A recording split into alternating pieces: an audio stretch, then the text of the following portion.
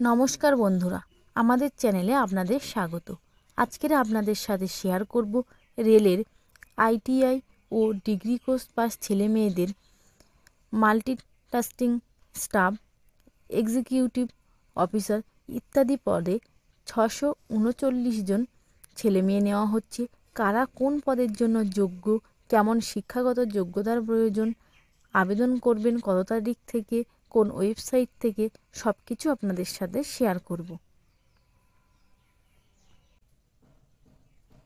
কেন্দ্রীয় সরকারের রেল মন্ত্রকের অধীন dedicated freight corridor corporation of India লিমিটেডের এমটিএস ও executive civil electrical signal and টেলিকমিউনিকেশনে প্রায় 640 জন ছেলে মেয়ে নিচ্ছে। কারা কোন পদের জন্য যোগ্য, মাল্টিটাস্কিং স্টাফ পদের কেমন শিক্ষাগত যোগ্যতার প্রয়োজন ইত্যাদি সব কিছু আপনাদের সাথে শেয়ার করব। মাধ্যমিক পাশেরা মোট অন্তত 60% নাম্বার পেয়ে আইটিআই কোর্স পাস হলে কিংবা মাধ্যমিক পাশেরা অ্যাপ্রেন্টিসশিপ ট্রেনিং করে থাকলে আবেদন করতে পারবেন। বয়স হতে হবে 18 থেকে 33 বছরের মধ্যে। তপশিলি ওবিসিরা যথারীতি বয়সের ছাড় পাবে। মাইনে পাবেন এখানে ম্যাট্রিক 7 অনুযায়ী। এছাড়াও ডাক্তারি মান দরকার। A2 শূন্যপদ আছে 464টি।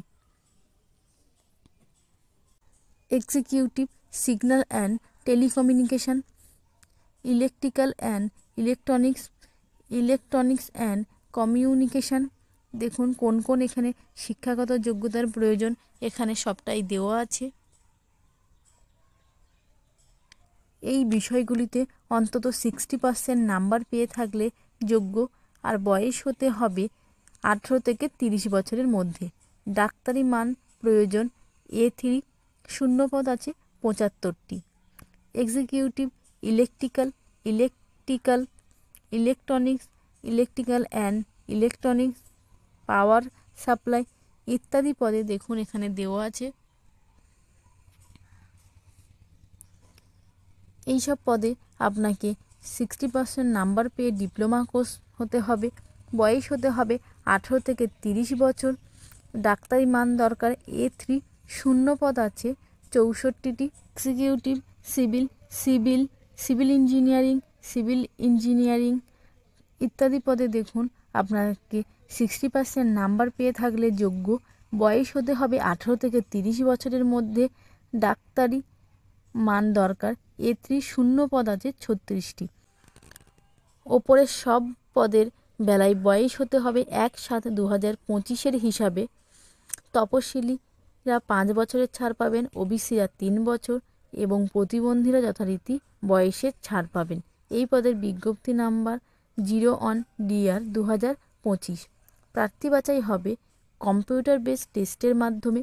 2টি পর্যায়ে পরীক্ষা হবে কলকাতা সহ বিভিন্ন কেন্দ্রে। এখানে নেগেটিভ মার্কিং আছে।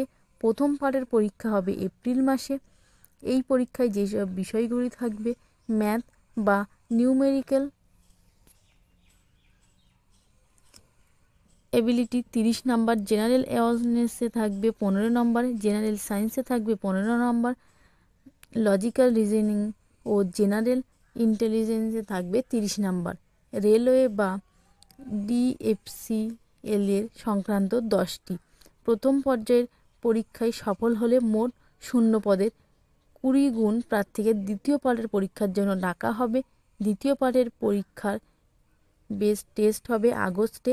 MTS পদে সফল হলে শারীরিক সক্ষমতার পরীক্ষা হবে অক্টোবর-নভেম্বরে।